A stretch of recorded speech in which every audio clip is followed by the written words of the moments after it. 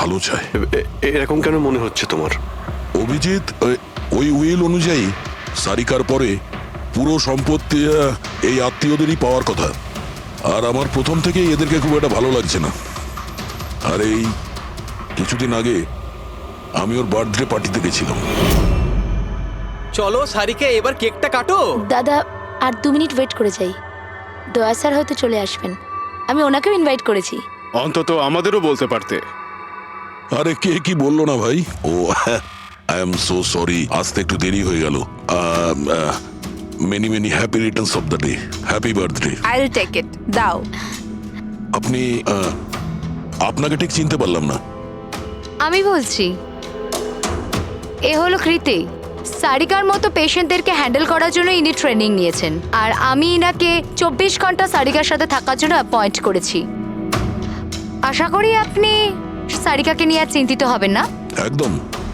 আর আমাদেরও মনে হয় যে কৃতি থাকলে সারিকা সেফ থাকবে। অ্যাবসলিউটলি। আমারই ভুল হয়েছে, শুধু আমার ভুল।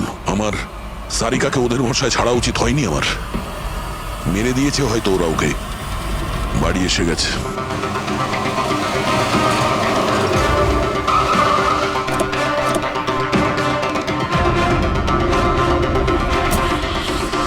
কোথায় ও? হ্যাঁ, কি করেছো তোমরা ওর সাথে? স্যার, আমরা তো জানি না কি হয়েছে। আমরা তো কিছুই করিনি স্যার। 1 মিনিট, কি হয়েছে কি এখানে? স্যার, ড্রয়িং রুমের অবস্থা দেখে আমরা এতটাই ভয় পেয়ে গেছি যে আমরা ভিতরে যাইনি। আগে এটা বলো, সারিকা কোথায়? স্যার, আমরা কিচ্ছু জানি না, আমরা কিচ্ছু দেখিনি। স্যার, আমরা এইসব দেখে ঘাবড়ে গিয়েছিলাম আর সোজা আপনাকে ফোন করেছিলাম। ঠিক আছে, আমরা দেখে নিচ্ছি। পঙ্কজ, এদের সবার স্টেটমেন্ট রেকর্ড করো, আর কাউকে ভিতরে আসতে দেবে না।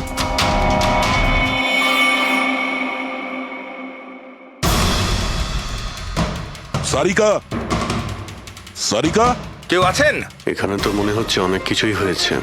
এত রক্ত তো কোনো একজনের হতেই পারে না।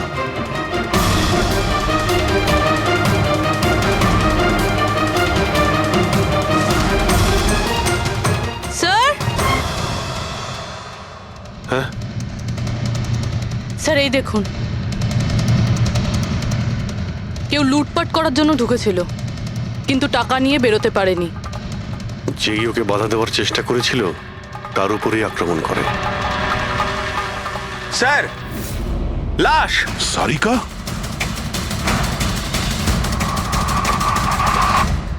ও নো। মানালি তো এরপর থেকে এরকম কোনোদিন হবে না। আর তাছাড়া এখন তোমার ওষুধ খাওয়ার সময় হয়েছে না? সারিকার ছোট বৌদি, জয়ন্তর স্ত্রী। তাহলে ও কোথায় আছে?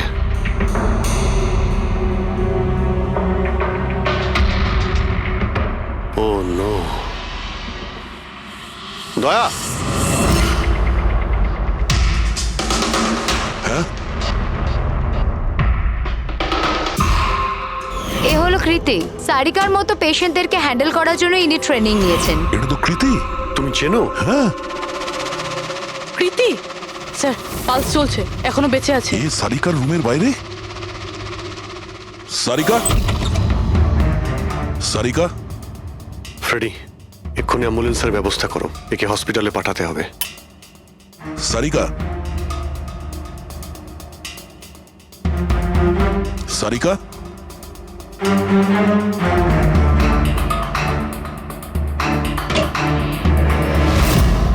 সারিকা, সারিকা, অভিজিৎ। না না না না না, কিছু নেই, কিছু নেই। Relax, আমরা relax. সিআইডি থেকে এসো। রিল্যাক্স, বাইরে রিল্যাক্স। এসো, বাইরে এসো, বাইরে এসো। বেবি, এসো, সাবধানে। তুমি ঠিক আছো তো? বসো, এখানে বসো। থ্যাংক গড, একে পাওয়া গেছে। তুমি ঠিক আছো? সবাইকে মেরে দিয়েছে, সবাইকে মেরে দিয়েছে স্যার। 1 minute, 1 minute. কে করেছে এসব? কে ছিল সে? দয়া স্যার, কি হয়েছিল? স্যার সবাইকে মেরে দিয়েছে স্যার। কে? মেরে দিয়েছে। কে? কে মেরেছে? মেরে দিয়েছে স্যার। আমার মনে হয় এক্ষুনি একে হসপিটালে পাঠানো উচিত। ওর মানসিক অবস্থা ঠিক নেই। ওকে, ঠিক হবে। মনে হচ্ছে শক পেয়েছে। রবি, তোলো একে। ওঠো, ওঠো। আমার সাথে এসো।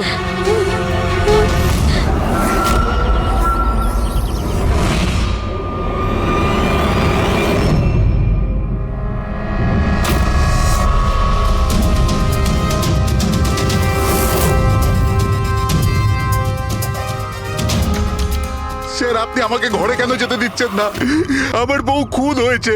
স্যার প্লিজ আমি একবার দেখতে চাই, শুধু একবার। মিস্টার জয়ন্ত, আপনার স্ত্রীর খুন হওয়ার জন্য আমরা খুব দুঃখিত, কিন্তু আমরা আপনাদেরকে ভেতরে যেতে দিতে পারি না।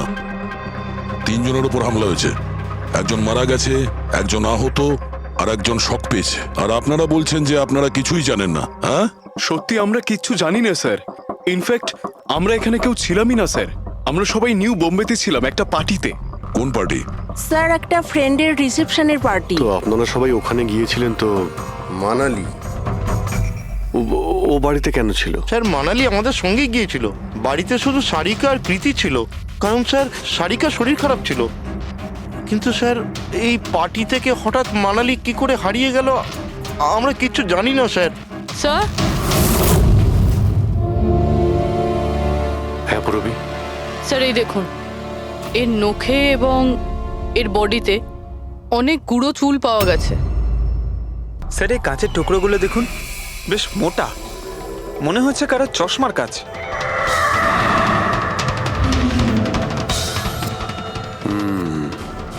চশমারই মনে হচ্ছে। রেখে দাও সাবধানে। এই টেনে নিয়ে যাওয়ার চিহ্নের সঙ্গে রক্তের ফোঁটা।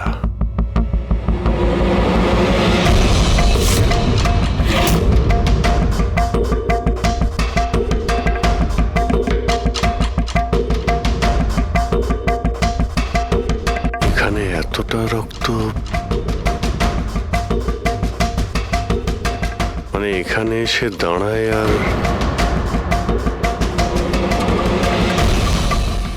বাইকের চাকার দাগ।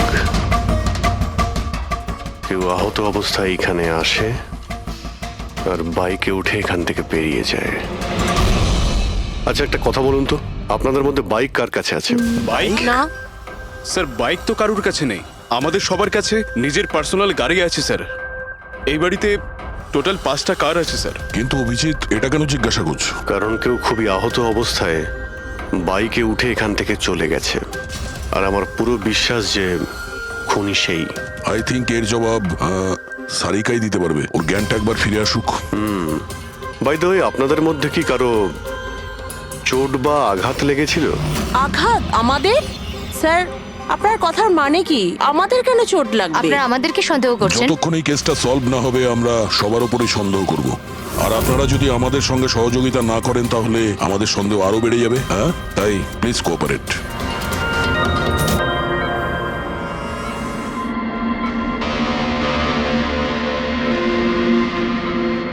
সারিকা,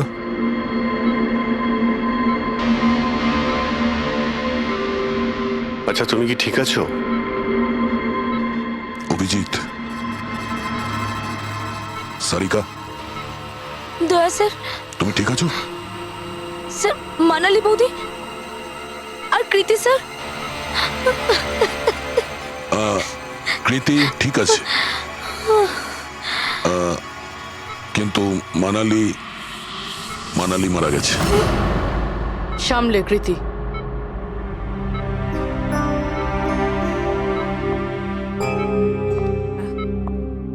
কৃতি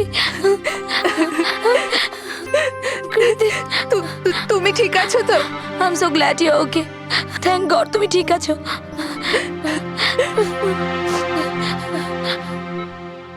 আচ্ছা কাল এক্স্যাক্টলি কি হয়েছিল তুমি বলতে পারবে?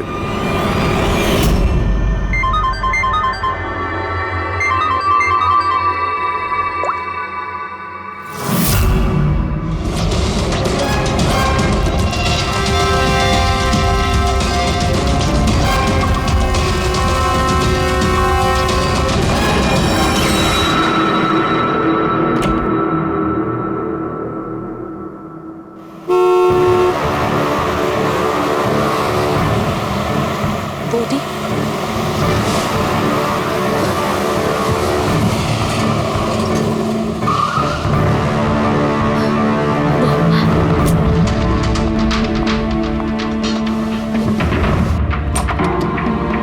সারিকা,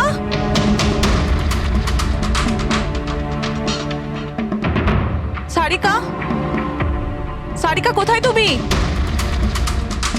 বৌদি সারিকা সারিকা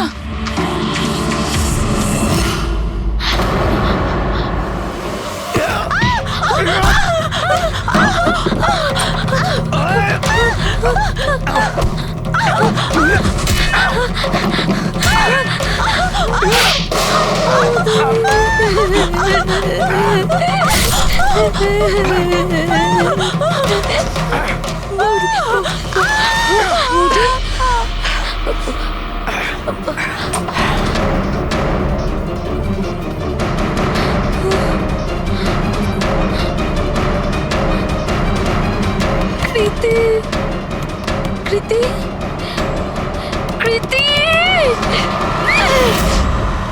তো তুমি ওনার দরজাতে ধাক্কা দিয়েছিলে।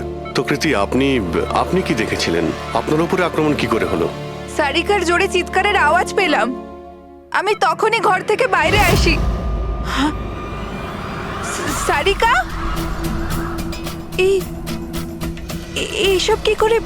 কৃতি কৃতি, সারিকা তুমি ঠিক আছো তো? কৃতি আমি আমি আমার রুমে। কৃতি আমি এখানে। Okay okay okay Sarika, you don't worry, I am coming. Kriti সাবধানে, খুনি এখনো বাড়িতেই আছে। খুনি? সারিকা, তুমি ওকে দেখেছো যে কৃতির ওপর হামলা করেছে? হ্যাঁ স্যার, আমি দেখেছিলাম। সারিকা, সারিকা, কৃতি কৃতি সারিকা, সেই মুহূর্তে তুমি যা যা দেখেছো সেটা তুমি একটা পেপারের ওপর আঁকতে পারবে? হ্যাঁ স্যার, যখন আমি ওনাকে মানালি বৌদির পেছনে দেখেছিলাম তখন খুব ভয় পেয়ে গেছিলাম। আমি শুধু ওই মুখটার একটা ঝলক দেখতে পেয়েছিলাম স্যার। যখন আমি আবার দেখি তো তখন আমি শুধু হাতটুকু দেখতে পাই। কৃতি আমার দিকে আসছিল আর তারপর পিছন থেকে হাত এলো, ওই হাতটা ওর ওপর হামলা করলো। লোকটা রেনকোট পরেছিল আর গ্লাভস আর একটা বড় চকপকি ঘড়ি, এই যে একেবারে সেরকমই হুবহু যেমনটা আমি দেখতে পেয়েছিলাম।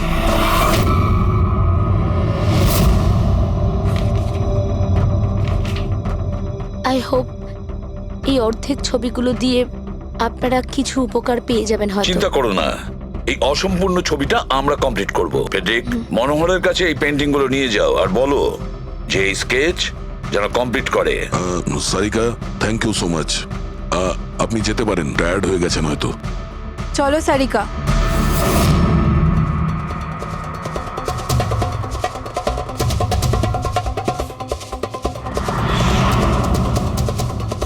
এই লোকটাকে তো আগে কখনো দেখিনি স্যার। হতে পারে শুধু এই কাজের জন্যই হায়ার করা হয়েছিল। আর ঠিক সময়ে মানালি ওর প্ল্যানটা ভেস্তে দিল। খুব মন দিয়ে দেখো এই স্কেচটা।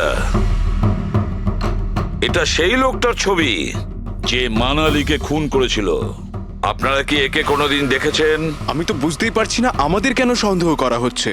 এক্স্যাক্টলি, আমরা সবাই সারিকার আপনজন, আর আজ আমরা বিজনেসের সব কাজ ছেড়ে এখানে এসেছি শুধুমাত্র সারিকার জন্য। আর আপনাদের মনে হচ্ছে আমরা ওকে মারতে চাইছি? স্যার যে মারা গেছে ও আমার বউ স্যার, আর সারিকা আমার বোনের মতো। স্যার, আমি যখন খুব ছোট ছিলাম আমার বাবা মা মারা গিয়েছিল। সারিকার বাবা মাই আমাকে আদর যত্ন করে বড় করে তুলেছে। আমি আজ যা কিছু হয়েছি ওনাদের দুজনের জন্যই হয়েছি। আর স্যার, আমি সারিকাকে আমার নিজের প্রাণের চেয়েও বেশি ভালোবাসি। এক্স্যাক্টলি, এক তো আমরা ওর জন্য নার্স রাখলাম আর আপনারা সবাই আমাদেরকেই সন্দেহ করছেন। হ্যাঁ, সন্দেহ করছি তোমাদের সবাইকে। আমি নিজের চোখে দেখেছি কতটা ভালোবাসো তোমরা ওকে।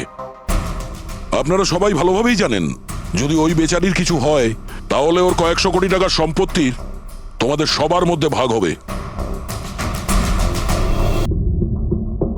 ওকে বাড়িতে রেখে তোমরা সবাই পার্টিতে গিয়েছিলে। ওখানে মালিনী কোনো কথা শুনেছিল যে কোনো খুনি ওকে মারতে চলেছে। মালিনী কাউকে কিছু না বলেই নিজে ওকে সাবধান করে আর চলে যায় সেখানে যেখানে খুনি মানালিকে মেরে ফেলে। আর যদিও পার্টিতে এই কথাটা শুনে থাকে তাহলে আপনাদের মধ্যে কেউ হবে? কেউ না? ঠিক আছে,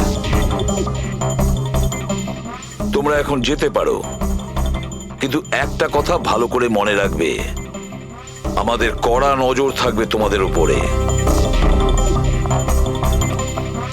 অভিজিৎ, দয়া, ও বলছিল মানালি ওকে ফোন করেছিল যে মানালি পুলিশ নিয়ে ওর বাড়িতে পৌঁছচ্ছে। এক্স্যাক্টলি স্যার, কিন্তু ও না আমাদের সঙ্গে কন্ট্যাক্ট করেছে না পুলিশের সঙ্গে। হতে পারে কেউ ওর পিছু নিয়েছিল, তাই হয়তো ও ভয় পেয়ে গিয়েছিল। একটা কাজ করি আমরা, পঙ্কজ পুরবী, ওই পার্টিতে যে কয়জন লোক এসেছিল ওদের প্রত্যেকের নাম আর ফোন নাম্বার বের করো, আর খোঁজ নাও ওই রাতে মানালির বাড়ির আশেপাশে ওদের মধ্যে কার ফোন অ্যাক্টিভ ছিল।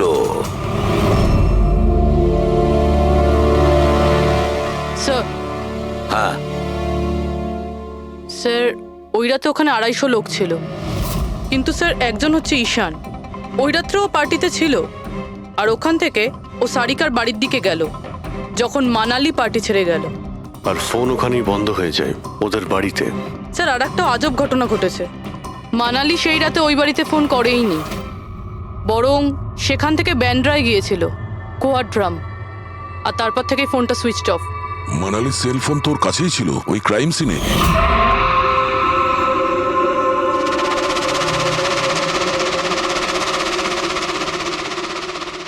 Switch off? আচ্ছা, এমনটা নয় তো যে ওই ফোনটা আসলে ঈশানের ফোন, ভুল করে ওখানে পড়ে গিয়েছিল? মানে ঈশান সেই রাতে সারিকা ভিলা এসেছিল। ডাকো ওই ঈশানকে বিউরোতে। স্যার, আমি করেছিটা কি? আমাকে এখানে কেন ডাকা হয়েছে? ঈশান, একটু আপনার চশমাটা খুলবেন? চশমা? স্যার, এটা তো উইদাউট নাম্বারের চশমা, এটা তো আমি রেগুলার পড়ি না। ডক্টর সালুকের কাছে নিয়ে যাও এটা। স্যার, আমাকে এটা তো বলুন, আমি করেছিটা কি? আমরা আপনাকে এখানে মানালি মার্ডার কেসের ব্যাপারে ডেকেছি। ক্রাইম সিনে আমরা চশমার ভাঙা কাঁচ পেয়েছি। আপনার চশমাটাকে ওই কাচের সঙ্গে ম্যাচ করিয়ে দেখব। কিন্তু স্যার, আমি তো ওই জায়গায় যাইনি।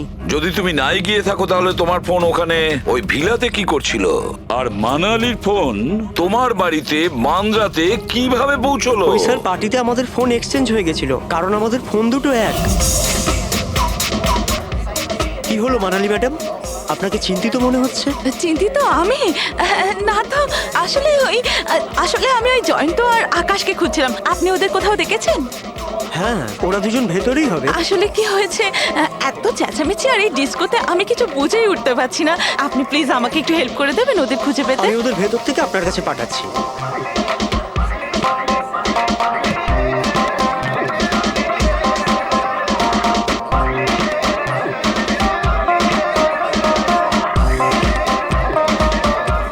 মানালি,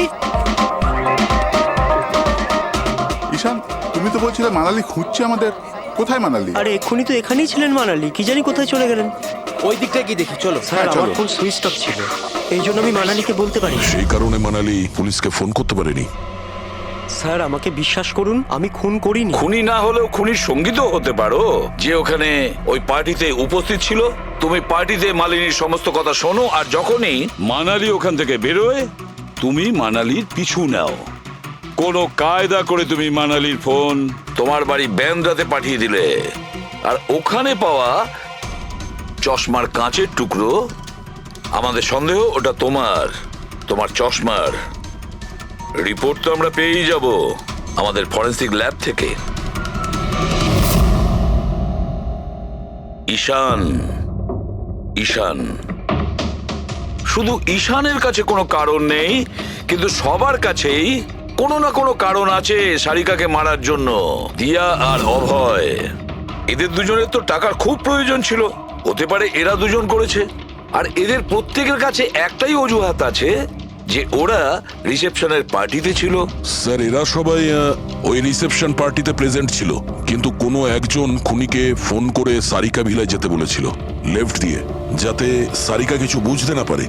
তারপর সারিকাকে মারবে, কৃতিকে মারবে, আর সবাই ভাববে দেখে যেন মনে হয় চুরি করার উদ্দেশ্যে খুনটা হয়েছে। আর এই সব কিছুই মালিনী শুনে ফেলে। তারপর ননদকে বাঁচানোর জন্য ও বাড়ি ফিরে আসে, কিন্তু ও সেখানে খুন হয়। কিন্তু মারা যাওয়ার আগে ও খুনিকে আহত করেছিল। খুনি যাওয়ার সময় কৃতির উপরে হামলা করে, লুটের মাল আরো ননদকে ফেলে তারপরে সে বাইকে করে পালিয়ে যায়। একবার, শুধু একবার এই খুনির ব্যাপারে কিছু যদি জানতে পারি না, কিছু, তাহলে ধরে নাও মাস্টার মাইন্ড আমাদের হাতে। স্যার খুনির বাইকের টায়ারের চিহ্ন, আশেপাশে পড়ে থাকা রক্তের ফোঁটা সব চেক করেছি, কিন্তু কিচ্ছু জানতে পারিনি। স্যার মনে হয় যে খুনির কোনো পাস্ট রেকর্ড নেই। এর মানে হলো খুনি কোনো পেশাদার অপরাধী নয়। স্যার মানালির জামা কাপড় থেকে আর নখ থেকে যে চুলগুলো পাওয়া গেছে, সালুঙ্কে স্যার সেটা টেস্ট করছে, হয়তো কিছু পাওয়া যাবে।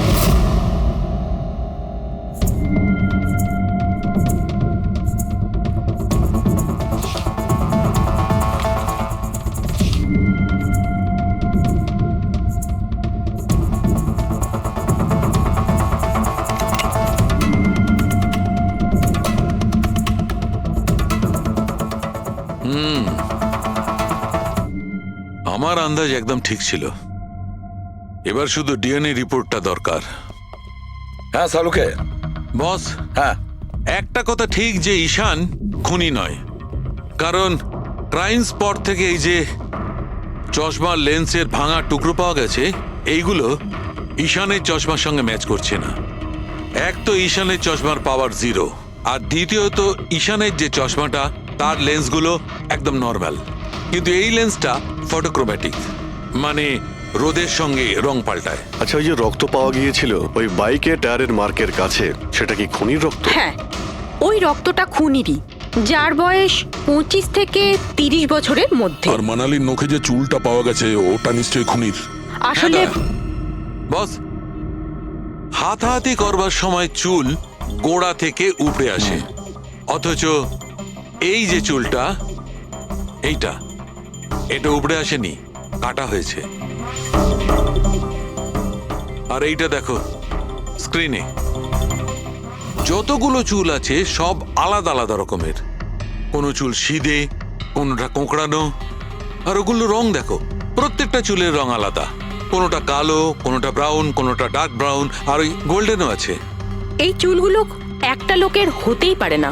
আলাদা আলাদা লোকের চুল? হ্যাঁ দয়া, এই চুল থেকে আমরা বিভিন্ন ধরনের কেমিক্যাল পেয়েছি, যেমন হচ্ছে কেরাটিন, ফিফটাইন, আরো অনেক কিছু। আমার মনে হচ্ছে না যে এই চুলগুলো কোনো একজন লোকের মাথার চুল। Hello, oh good, very good, thank you very much, good news, bye. DNA টেস্টের রিপোর্ট, এই রিপোর্ট এই বিষয়টা কনফার্ম করছে যে এই যে চুলগুলো সেগুলো কোনো একজন ব্যক্তির চুল নয়। যে লোকটার ড্রেসের ওপর আলাদা আলাদা চুল আছে, আলাদা আলাদা লোকের কাটা চুল, সেই লোক কোনো বড় সেলুনে কাজ করে, হেয়ার স্টাইলিস্টের।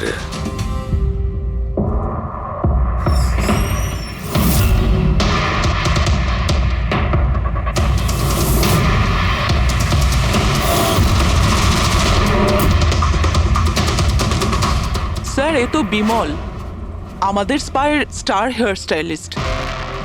স্যার, এখানে যেই আসুক না কেন সবাই ওর কাছেই হেয়ার স্টাইল করতে চাইতো। কিন্তু স্যার, এই কিছুদিন ধরেই হলো এই টাকা পয়সা নিয়ে ভীষণ চিন্তিত থাকতো। এর জুয়া খেলার খুব অভ্যাস ছিল, কিন্তু স্যার এই খুন করবে এটা স্যার আমি একদম ভাবতেই পারছি না। যাই হোক, এখনো কোথায় আছে বলতে স্যার, পারবেন? একে এখন কোথায় পাবেন এটা আমি বলতে পারবো না, তবে কিছুদিন যাবত এখানেও কাজে আসছে না, আর নাও ও আমার ফোন তুলছে। আপনি ওর ফোন নাম্বার আর অ্যাড্রেসটা দিন আমাদের। হ্যাঁ স্যার, আমি এখনই আনছি।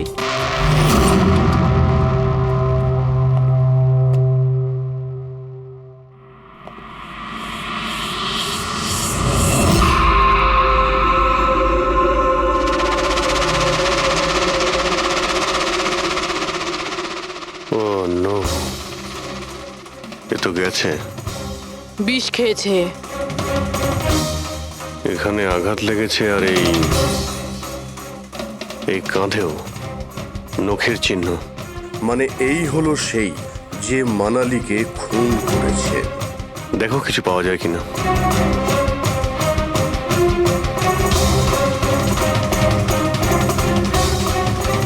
স্যার, হ্যাঁ, আমি বিমলের বাইকটা চেক করলাম স্যার। বাইকটার হ্যান্ডেলে শুকিয়ে যাওয়া রক্ত আর কাঁদালে। আই এম শিওর স্যার এগুলো ওই বাড়িটার ব্যাকইয়ার্ড থেকেই লেগেছে।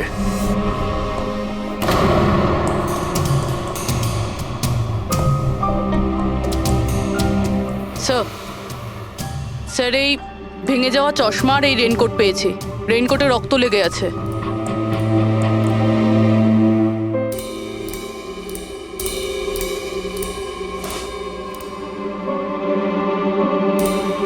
এই দেখতে পাচ্ছ, বাঁ হাতে ঘড়ি। হ্যাঁ, তাহলে স্যার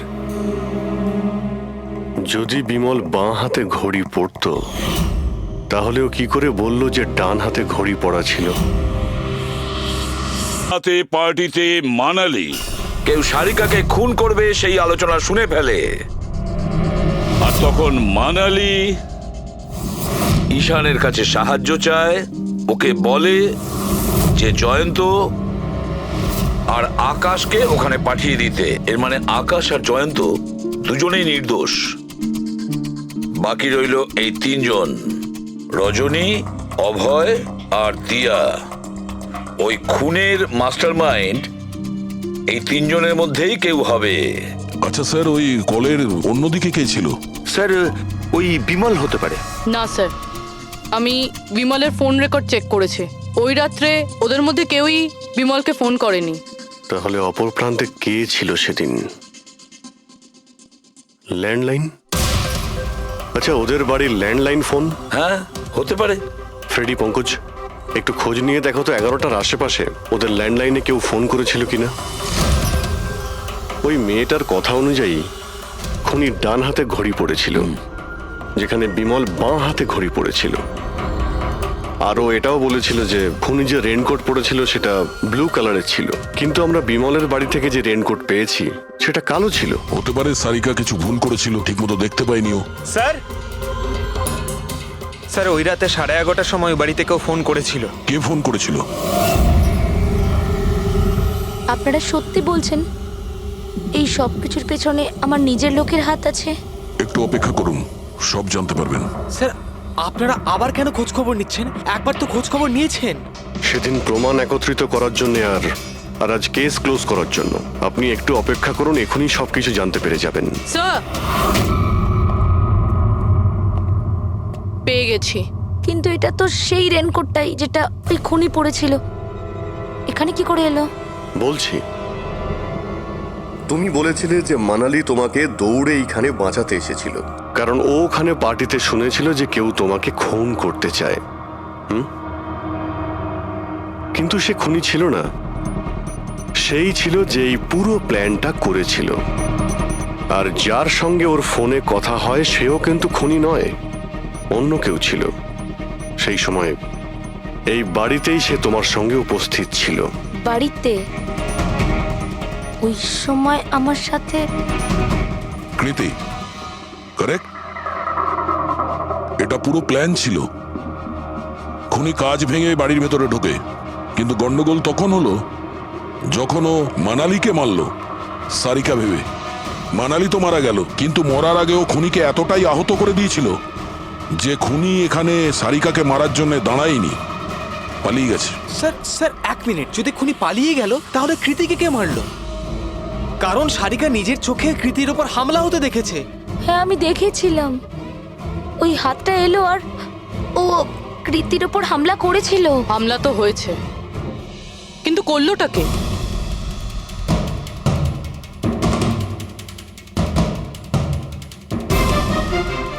আপনারা সবাই আমাকে এভাবে কেন দেখছেন? এর উত্তর তো শুধু তুমিই দিতে পারবে, কৃতি। ও রাত ঠিক 10:30টার সময় শুয়ে পড়েছিল, আর মানালি কাউকে ফোনে কথা বলতে শুনেছিল রাত 11:10 আর সেই ফোনটা এসেছিল এই বাড়ির ল্যান্ডলাইনে। কে রিসিভ করেছিল সেই কলটা? যদি আমরা এটা মেনেও নিই যে বিমল তোমার ওপর হামলা করেছে, তাহলে ও তোমাকে বাঁচিয়ে রাখলো কেন? ও মানালিকে এত নৃশংসভাবে মারলো, আর তোমাকে শুধু এই একটা আঘাত কেন? ও সারিকাকে কেন মারলো না? আর এই চুরি করা টাকা ছেড়ে পালালো কেন? আর সব থেকে বড় প্রশ্ন, ও খুনিকে এই ব্লু কালারের জ্যাকেট পরে থাকতে কি করে দেখলো? কি করে দেখলো সেই ঘড়িটা যা বিমল লেফট হ্যান্ডে পড়তো, রাইট হ্যান্ডে নয়? বিমলের রেইনকোটের কালার ছিল ব্ল্যাক।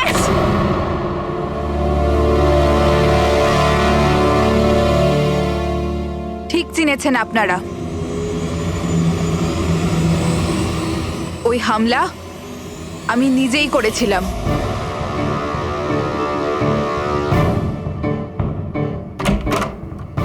সারিকা, সারিকা কোথায় তুমি?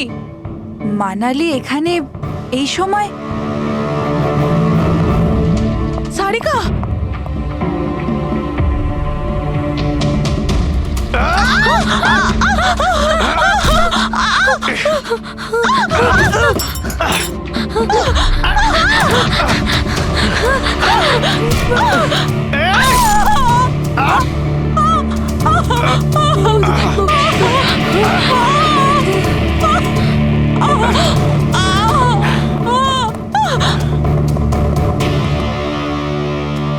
কৃতি,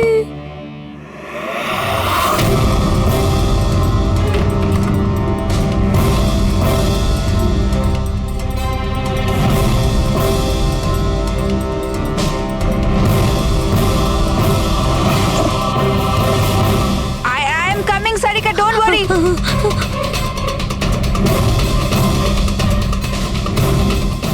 কৃতি, কারণ আমি চাইনি কেউ আমার উপর সন্দেহ করুক। আর তুমি যখন এত কিছু বলেই দিলে তখন ওই মাস্টার মাইন্ডের নামটাও বলে দাও।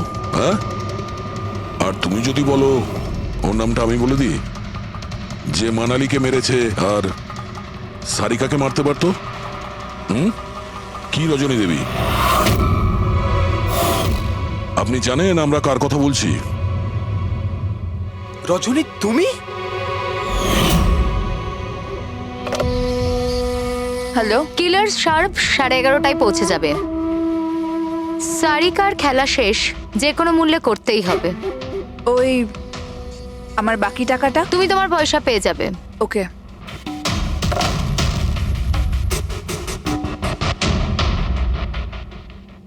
রজনী, তোমার জন্য আমি আমার বউকে... আমার পয়সার দরকার ছিল।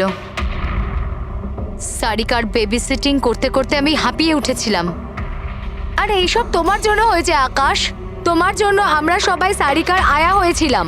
আমাকে আমার জীবন যাপন করতে হতো আগের মতো। এই জন্য আমি প্ল্যান করেছিলাম আর কৃতিকে বাড়িতে নিয়ে এসেছিলাম। পার্টিতে যাওয়াও আগে থেকেই ঠিক ছিল, যাতে আমি সময় পাই প্ল্যান করার। সব ঠিক চলছিল, শুধু বিমলের ব্যাপারে একটু ভুল হয়ে গেল।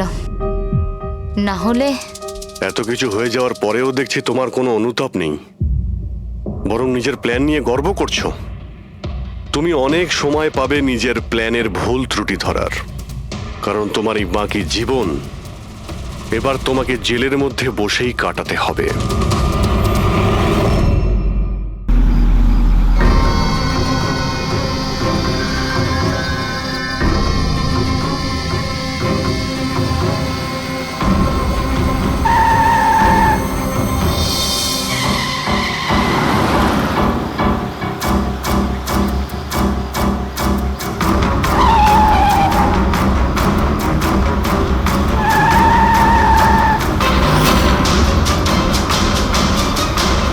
চলন্ত গাড়িতে ঘুমানো ভালো কথা নয়।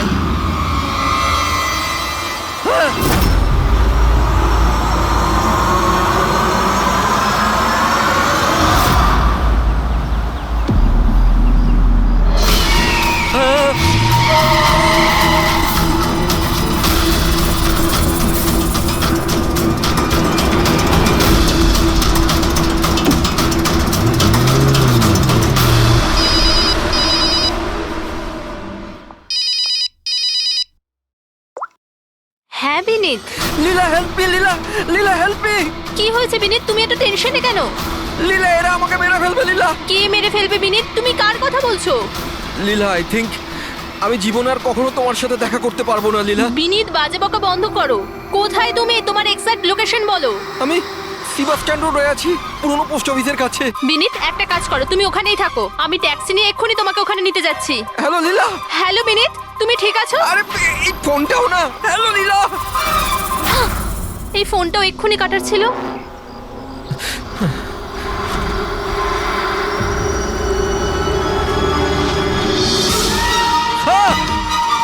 হে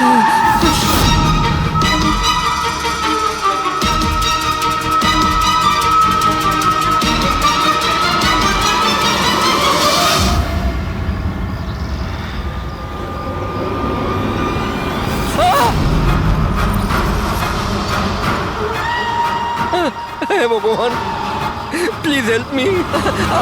আমাকে আমার বাড়িতে ঠিক মতো পৌঁছে দাও প্লিজ।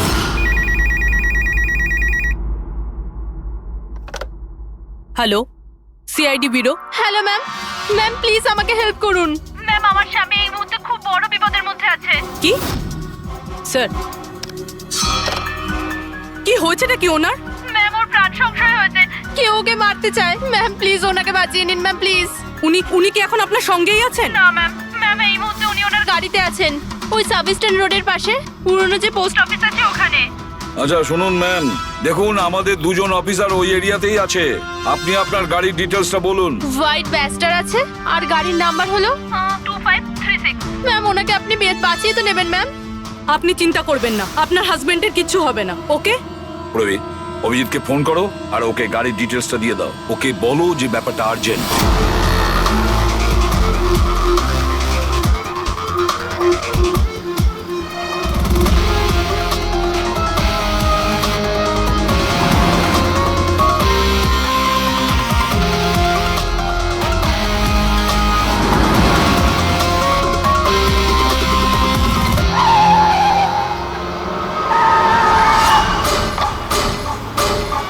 হ্যাঁ, এই নাম্বারটাই।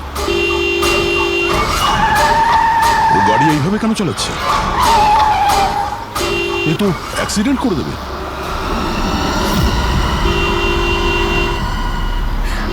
আমাকে ক্ষমা করে দাও, আমাকে ক্ষমা করে দাও, আমি মরতে চাই না, আমাকে ক্ষমা করে দাও। কার সঙ্গে কথা বলছে? গাড়িতে তো কেউই নেই। আরে বিনীত, কার সঙ্গে কথা বলছো? গাড়িতে তো কেউ নেই। হয়ে গেছে তোমরা, তোমরা দেখতে পাচ্ছ না এতগুলো লোক আমাকে ডাকছে?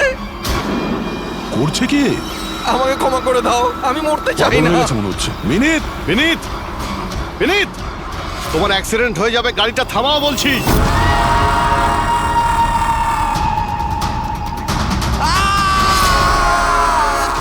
আঙ্কেল আমার সাথে খেলো না, খুব মজা হবে। বিনীত গাড়ি থামাও, সাইডে দাঁড় করাও।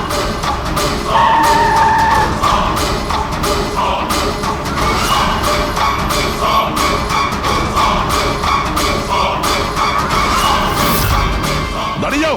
বিনীত, বিনীত,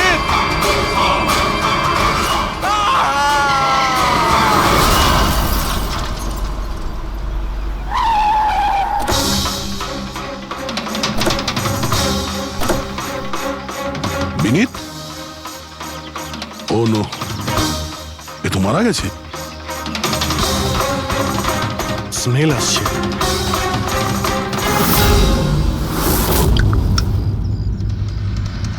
মদ। ড্রিঙ্ক করে গাড়ি চালাচ্ছিল, কিন্তু ও গাড়িতে কথা বলছিল কার সাথে? মদের নেশায় ভুলভাল বকছিল। মদ খেলে তো এটাই হয়, অ্যাক্সিডেন্ট। আপনি তো আমাকে কথা দিয়েছিলেন না যে বিনীতের কিছু হবে না, তো এটা কি হয়ে গেল? দেখুন ম্যাডাম, যদি ওনার অন্য কোনো দের হাত থেকে প্রাণ সংশয় থাকতো আমরা ওনাকে নিশ্চয়ই বাঁচাতাম, কিন্তু উনি তো নিজেই মদ খেয়ে গাড়ি চালাচ্ছিলেন। আপনি তো জানেন এটা কতটা ডেঞ্জারাস। না, ওনার প্রাণ ওনার নিজের জন্য যায়নি, বরং তাদের জন্য গেছে যারাও এতদিন ধরে ওকে বিরক্ত করছিল। কারা? সকাল সন্ধে ঘুমিয়ে জেগে সব সময় ওকে বিরক্ত করত। উনি এতটাই চিন্তিত হয়ে গিয়েছিলেন যে উনি নিজের বিজনেসেও পুরোপুরি নজর দিতে পারছিলেন না। কোন লোকের কথা বলছেন আপনি? একটু পরিষ্কার করে বলুন। ম্যাম, বিনীতের মৃত্যু আমাদের সামনে হয়েছে, আর ওই সময় ও ছাড়া গাড়িতে কেউ ছিল না। তাহলে ওর মৃত্যুর দোষ আপনি অন্য কারোর ঘাড়ে চাপাচ্ছেন কেন? কারণ ওনার খুন হয়েছে। মার্ডার, এটা মার্ডার। মার্ডার হয়েছে? আপনি কি জানেন কারা করেছে এটা? আত্মারা। হতে পারে আপনারা ওই আত্মাটাকে দেখতে পাননি, কিন্তু বিনীত বিনীত ওদের পরিষ্কারভাবে দেখতে পেত। সিআইডিরা আত্মা টাত্মায় বিশ্বাস করে না। আপনিও মানতেন স্যার যদি আপনি 2 সপ্তাহ আগের ঘটনাটা দেখে থাকতেন। লীলা ওঠো, ওঠো লীলা, লীলা ওঠো। বিনীত বিনীত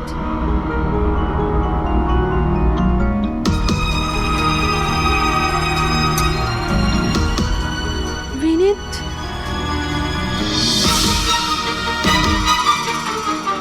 বিনীত কি হয়েছে বিনীত? ওই দেখো আলমারির ওপরে। কি আছে ওখানে বিনীত? লীলা, আলমারির উপরে কেউ আমাকে দেখছে, আমাকে শুতে দিচ্ছে না। বিনীত ওখানে কিচ্ছু নেই, কিচ্ছু নেই। তুমি না নিশ্চয়ই কোনো খারাপ স্বপ্ন দেখেছো। চলো শোবে চলো। আমি কোনো স্বপ্ন দেখিনি। ওই দেখো এখনো দেখছি আমাকে। তুমি কেন দেখতে পাচ্ছ না? বিনীত ওখানে কিচ্ছু নেই। তোমার শরীর ঠিক নেই বিনীত, চল তুমি এসে শুয়ে পড়ো চলো। কিচ্ছু নেই বিনীত, তুমি না খারাপ স্বপ্ন দেখেছো তার জন্য এরকম হচ্ছে। সরি সরি, আমাকে ক্ষমা করে দাও প্লিজ। 1 মিনিট। আর এই বিনীত কি কারণে ক্ষমা চাইছিল? এটা তো আমিও জানি না স্যার। বিনীত কাজ কি করতো? স্যার ওনার কোম্পানি হসপিটালে মেডিকেল ইকুইপমেন্ট সাপ্লাই করতো। আপনি শিওর যে ওই বিনীতকে খুন আত্মাই করেছে? স্যার আমার আগে তো এটা মনে হয়নি, কারণ না তো আমি কোনোদিন কোনো আত্মা দেখেছি আর না কোনোদিন কোনো আওয়াজ শুনেছি। কিন্তু পরে আমার বিনীতের কথাই বিশ্বাস হতে লাগলো যে ও সত্যি কথা বলছে।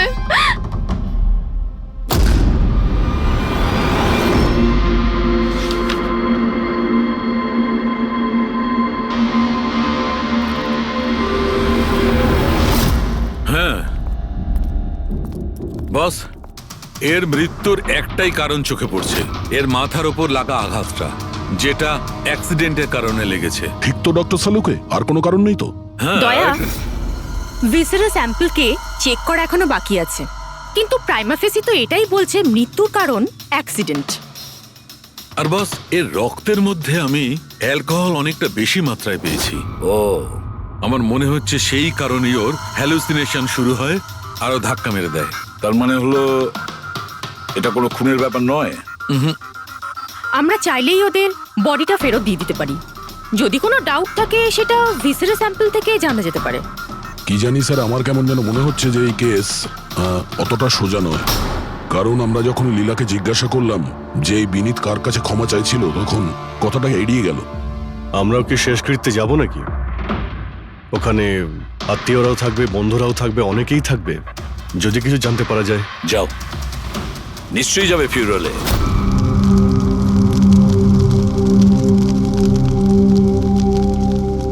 ঠিকই হয়েছে, মরে গেছে। খারাপ লোকেদের সাথে এটাই হওয়া উচিত। তুমি একদম ঠিক বলেছো, এই ধরনের লোকের এরকমই মৃত্যু হওয়া উচিত। ব্যাস, আর ওই দিনটার অপেক্ষা করছি যেদিন ওই দুজনেরও চিতা জ্বলতে দেখব। ওই দিন আমি তোমাদের দুজনকে অনেক বড় পার্টি দেব। কি সমস্যা কি তোমার? হ্যাঁ, এখানে একটা শোক পালন করার জায়গায় উৎসব পালনের কথা বলছো তোমরা? কেন করব না উৎসব? আরে আসল উৎসব তো সেদিন হবে যেদিন এই দুজনেরও চিতা জ্বলবে। ওরা দুজনে চিতায় উঠুক কি না উঠুক, তুমি সিআইডি রাতে ঠিকই আসবে। স্যার, আপনারা যদি সিআইডির লোক হন তাহলে অপরাধীদের সাহায্য করার বদলে আমাদেরকে ন্যায় বিচার দেওয়া উচিত। এক মিনিট, কি বলতে চাও পরিষ্কার করে বলো। স্যার, আমার নাম পুনিত, আর আমার বাবা পার্পল হসপিটালে ভর্তি ছিল। ভেন্টিলেটরে ছিলেন। ডাক্তারবাবু, নার্স, ডাক্তারবাবু কোথায়? আমার বাবা মারা যাবে এক্ষুনি। প্লিজ প্লিজ ডাক্তারবাবুকে বলুন। কি হয়েছে? কেন চিৎকার করছেন? চিৎকার করবো না তো কি করবো? আমার বাবা ওখানে মারা যাচ্ছে আর আপনাদের স্টাফ এখানে বসে মাছি মারছে। আপনি আগে শান্ত হন প্লিজ। আপনি পেশেন্টের কাছে যান, আমি দেখছি। তাড়াতাড়ি করুন প্লিজ। হ্যাঁ। ম্যাম, একটা ঘটনা ঘটে গেছে। সমস্ত ভেন্টিলেটর এক এক করে বন্ধ হচ্ছে। কি? হ্যাঁ ম্যাডাম, আমাদের দুজন ডাক্তার ম্যানুয়ালি অক্সিজেন দেওয়ার চেষ্টা করছে। ম্যাডাম, সবার সাথে এরকম হওয়াটা ঠিক নয়। যদি ভেন্টিলেটর ঠিক না হয় তাহলে পেশেন্টরা মরে যাবে। আরে আস্তে বলো। আরে আর এটা হসপিটালের রেপুটেশনের ব্যাপার। এটা যদি পেশেন্টের বাড়ির লোকেরা জানতে পারে না তাহলে একটা ঝামেলা হয়ে যাবে। ডক্টর আপনারা প্লিজ 2 মিনিট সময় দিন, আমরা সলিউশন বার করছি। ম্যাম, এক এক করে সব ভেন্টিলেটর বন্ধ হয়ে যাচ্ছে। তুমি যাও বাকি ওয়ার্ডসগুলো চেক করো, যাও। Okay ma'am. আরে ওই আমাদের সাপ্লায়ার বিনীতকে ফোন করো না, ওই সব কিছু ব্যবস্থা করে দেবে। প্লিজ টেনশন নেওয়ার কোনো ব্যাপার নেই। ডক্টর মেহেক, হচ্ছে কি এসব? স্যার ভেন্টিলেটর সব বন্ধ হয়ে গেছে স্যার। আপনারা প্লিজ শান্ত হন, আমি কথা বলছি। স্যার, এক এক করে সমস্ত ভেন্টিলেটর বন্ধ হয়ে যাচ্ছে স্যার। কি এটা কিভাবে হতে পারে? তো কোনো হসপিটালে ফোন করো না, ওখান থেকে আনাও। আরে রাজা, ফোন লাগাও। আর মেহেক, একটা কাজ করো, এখানে যে টেকনিশিয়ান আছে ওকে ডাকো। রাজা, কি হলো তোমার? তুমি কি শুনতে পাচ্ছ না স্যার কি বললেন? আপনারা কি ডিসকাস করে টাইম ওয়েস্ট করছেন? আমার বাবা মারা যাবে ওখানে। আপনি প্লিজ একটু শান্ত হন, আমরা এক্ষুনি যাচ্ছি please. Ma'am, sir ma'am, very bad news. 2টো পেশেন্টের জীবন চলে গেছে, 5টা পেশেন্ট খুব ক্রিটিক্যাল অবস্থায় আছে। স্যার, আজ আমাদের পরিবারের লোক আমাদের সাথে নেই। এর জন্য দায়ী শুধুমাত্র এই 3 জন লোক, বিনীত, মেহেক আর রাজা। আচ্ছা, এই বিনীত তো ইকুইপমেন্ট সাপ্লাই করতো, তাই না? হ্যাঁ স্যার। আর বাকি দুজন? স্যার, যেদিন এই ঘটনাটা ঘটেছিল সেদিন মেহেক ডক্টর ইনচার্জ ছিল আর রাজা হসপিটালে অ্যাডমিন সামলাতো। আচ্ছা, এনারা দুজনই কি শুধু হসপিটাল থেকে এসেছেন নাকি ওখান থেকে আরো অনেকে এসেছেন? এসছে স্যার, ওই হেড নার্স পরিণীতা, ওই শেখর যে মেনটেন্যান্সে ছিল, আর উনি ডক্টর কেদার, এই হসপিটালের মালিক। ঠিক আছে, এখন শান্ত হয়ে যাও। আমরা এই মামলার গভীরে যাব। যদি তোমার বাবার সঙ্গে কোনো অন্যায় হয় তো ন্যায় বিচার তুমি নিশ্চয়ই পাবে।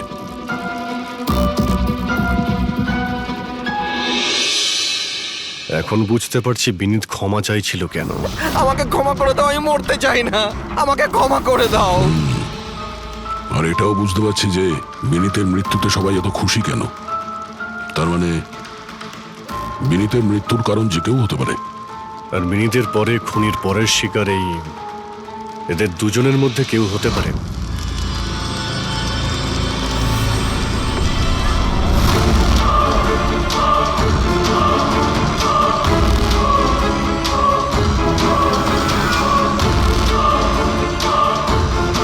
আমাকে ক্ষমা করে দাও। তুমি আমাকে কেন মরতে দিলে? আমার পিছু নিও না।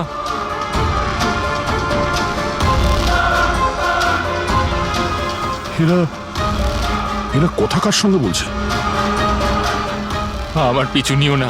আর সেই কাল্পনিক লোকগুলোর সঙ্গে যার সঙ্গে বিনীত কথা বলছিল। চাইলে তুমি আমাকে বাঁচাতে পারতে, কেন মরতে দিলে আমাকে?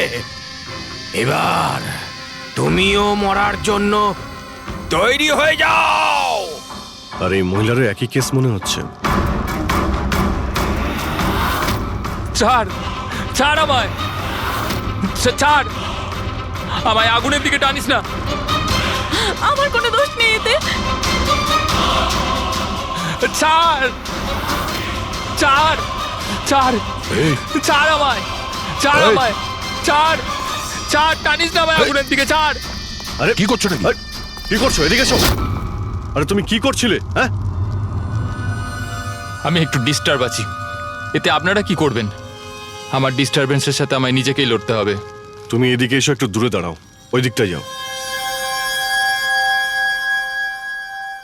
তাহলে অনেক লোক আছে যারা বিনীতের মৃত্যু সংবাদ শুনে আনন্দিত। হ্যাঁ হ্যাঁ স্যার। আর এখন ওরা মেহেকার রাজার মৃত্যুর খবর শুনতে চাইছে। রাজা আর